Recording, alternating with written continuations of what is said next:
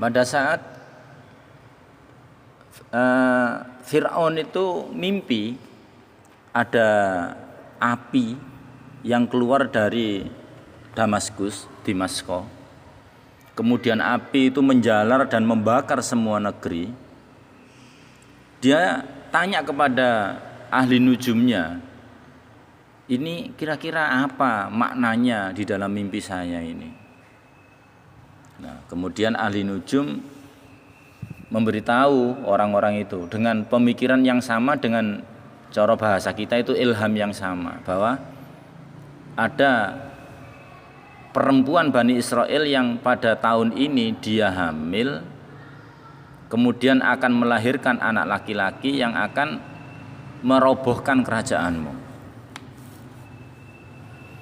Wah, langsung Fir'aun perintah, walah kalau begitu semua orang-orang perempuan dari anak keturunannya Yakub yang hamil kok kemudian lahir laki-laki disembelih, semua disembelih. Maka disitulah Allah berfirman, yudzabbihuna abna'akum wa yastahyuna nisa'akum. Itu pokoknya itu selama 1 tahun, selama 1 tahun betul. Sehingga sebagian riwayat menerangkan sampai pada saat itu bayi yang disembelih itu ada sekitar 12.000. Lah itu upayanya Fir'aun agar takdirnya Allah itu bisa berubah, karena dia orang kuasa. Ya dengan kekuasaannya lah dia berusaha untuk merubah takdir. Tapi apa takdir bisa berubah? Tidak, bro-bro. Tidak. Sama sekali takdir itu adalah ketentuan yang pasti terjadi. Pasti terjadi. Juga diriwayatkan ada salah satu dari muridnya Nabi Sulaiman pada waktu itu, yang saat itu Nabi Sulaiman ketemu malaikat pencabut nyawa itu. Pas di situ disopo karo Nabi Sulaiman, lho ala kat kok awakmu nduk ngene kene. Katanya malaikat, umpama bahasa kita ini ya, kita menggunakan bahasa kita saja. Ini memang hadisnya hadis Israiliyat ya. Iya aku dikongkon iku lho, njabut nyawane muridmu iku lho. Sapa? Ya iku arek iki. Iki. Iya gitu. Nah terus jelalah Nabi Sulaiman lho ngomong nang nggone murid iki. Le, awak Umar iki apa ini mati dijabut nyawamu iki malaikate saiki nang ngene kene. Lah gitu. Lho iya ta? Iya iki malaikate sing ngene kene saiki. Lah kemudian wah dia minta tolong betul itu supaya enggak mati sekarang. Gitu. Minta tolong kepada Nabi Sulaiman supaya enggak mati sekarang.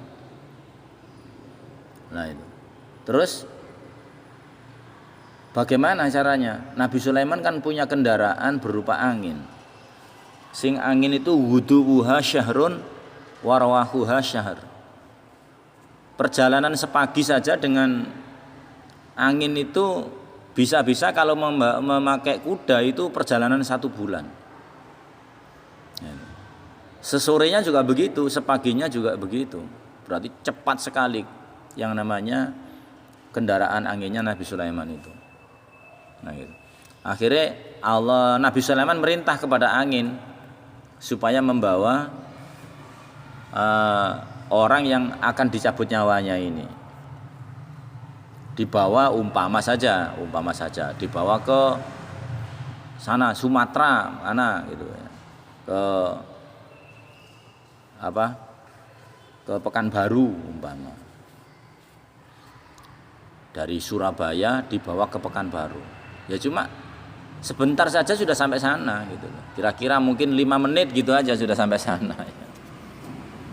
Nah, malaikat yang bagian jabut nyawa itu ternyata diperintahkan oleh Allah memang jabut nyawanya di sana. Nah itu. Lah, setelah orang ini turun dari kendaraannya, dari anginnya itu, pas di depannya malaikat itu. Sehingga malaikatnya ya sekarang jabut gitu aja nyawanya itu. Nyawanya tinggal jabut gitu saja. Nah setelah jabut nyawanya orang itu tadi, kemudian dia ketemu Nabi Sulaiman lagi umpama ke Surabaya. Umpama begitu. Dia mengatakan, "Man, sudah saya cabut nyawanya sesuai dengan perintahnya Allah." Loh, bukankah dia tadi dibawa oleh angin ke Pekanbaru? Itulah Man, katanya si malaikat. Saya sendiri itu tidak bisa mengerti, tidak mudeng bagaimana saya itu diperintah oleh Allah mencabut orang, nyawanya itu dicabut di Pekanbaru tinggal kurang 5 menit umpama begitu, orangnya masih di Surabaya. Saya sendiri nggak tahu bagaimana caranya saya harus mencabut orang, hanya tinggal 5 menit lagi tapi jabutnya di Pekanbaru, sedangkan orangnya yang akan dicabut nyawanya itu masih di Surabaya. Lah, ternyata betul pas saya disuruh nyabut di sana dalam jam ini, dalam menit ini, dalam detik ini, mas pada detiknya itu dek mudun man tekan dhuwur. Nah, digawa angin. Prek ndungone ngarep kupas. Ya langsung tak jabut nyawane. Pas di saat perintahnya Allah itu, di detik yang pas, di menit yang pas, di jam yang pas. Nah itu. Makanya kalau di dalam bab kematian kan innal mautalladzi tafirruna minhu fa innahu mulaqikum. Sesungguhnya mati yang kalian lari dari kematian itu, justru larimu itu bukan lari menjauhi mati. Larimu itu justru lari mendekatkan diri pada mati gitu. Sebab la tastakhiruna sa'ata wala tastaqdimun. Kamu enggak bisa menunda satu saat pun, satu detik pun enggak bisa. Kamu juga enggak bisa memajukan satu detik pun enggak bisa gitu. Yang namanya kematian itu datangnya pas waktu. Itulah takdir para sedulur. Takdir ya seperti itu. Takdir-takdir yang lain juga sama. Juga sama. Tidak bisa kita merubah, nggak bisa, karena takdirnya Allah itu sudah sempurna 50.000 tahun sebelum terjadinya langit dan bumi. Setiap detik akan terjadi apa, detik ini terjadi apa lagi, detik ini akan terjadi apa lagi terhadap alam semesta dan seisinya, termasuk di dalamnya adalah manusia. Gitu. Nabi bersabda, "Jaffal qalamu bima antalakin," gitu ya. Itu Nabi bersabda kepada Abu Hurairah pada waktu Abu Hurairah itu mengatakan, "Nabi, sudah saya tak mengebiri saja saya. Saya ini bingung bagaimana mau kawin nggak punya apa-apa. Nah, tapi ini yang namanya Aba Qadir ini bangun terus. Nah, tak ngebiri saja saya." Nah, terus Nabi melarangnya dan mengatakan, "Jafal qalamu bima antalakin." Sudah kering pena yang menulis dengan apa yang kamu temui. Ya qadar itu maksudnya. Nah itu.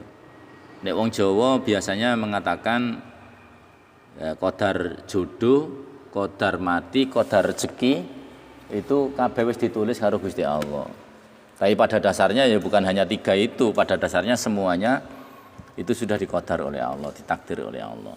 Nah, para warga jamaah sekalian, karena memang takdir itu sudah melekat dan sudah jadi dan sudah tidak bisa dirubah dengan cara apapun, ya kalau kita ini orang iman ya hanya iman gitu saja, hanya iman saja. Karena memang iman dengan takdir, dengan qadar itu merupakan salah satu rukun iman, ya.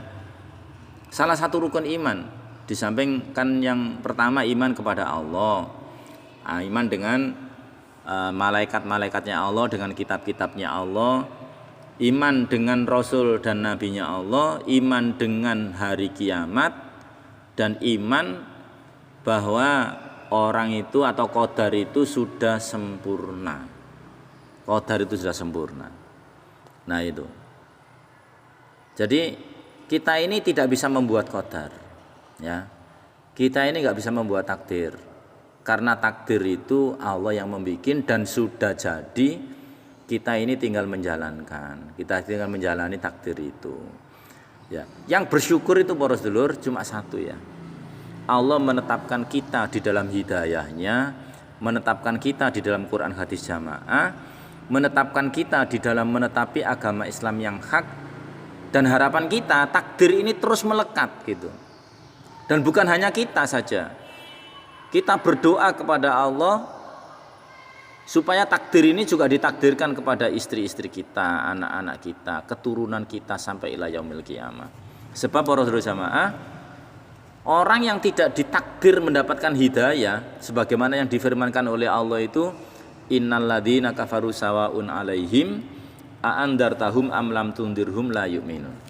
Ya toh. Jadi orang yang ditakdirkan enggak mendapat hidayah itu ya apa ae lah. Nasihat atau model kepiye tetap enggak mau, enggak bisa menetapi agama. Wong kalau di qadar kafir itu sudah ada di dalam saja bisa keluar kok. Ya toh. Teman-teman kita kan banyak itu yang sudah menjadi tumbal itu. Kan begitu kan banyak itu. Itu memang qadarnya qadar kafir gitu. Nah itu. Oleh karena itu orang yang ditakdirkan mendapat hidayah ya pasti dapat. Innal huda hudallah. Sesungguhnya hidayah ini hidayahnya Allah, petunjuknya Allah. Innal ladina, kalau orang yang kafir juga Allah yang mengqadar gitu loh ya. Sebab di dalam dirinya orang kafir itu oleh Allah diterangkan kan? Diterangkan bahwa sesungguhnya orang-orang kafir itu diterangkan terusannya itu innal ladzina kafaru sawaun alaihim a'andartahum am lam tundirhum la yu'minun khatamallahu ala qulubihim. Allah sudah menutup ala qulubihim atas beberapa hati mereka. Khotama ini bisa cap kafir maksudnya, atau ditutup dengan tutup kafir hati mereka. Wa ala sam'ihim, dan atas pendengaran mereka juga sudah ditutup dengan tutup kafir.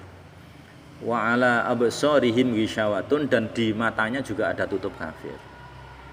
Walahum adzabun alimun bima kanu yakdzibun. Nah itu ya.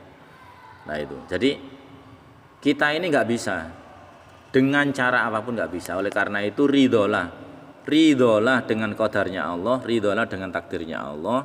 Karena ridho dengan takdirnya Allah itu baik qadar yang baik, qadar yang menyenangkan, qadar yang membuat kita bahagia, ya iman.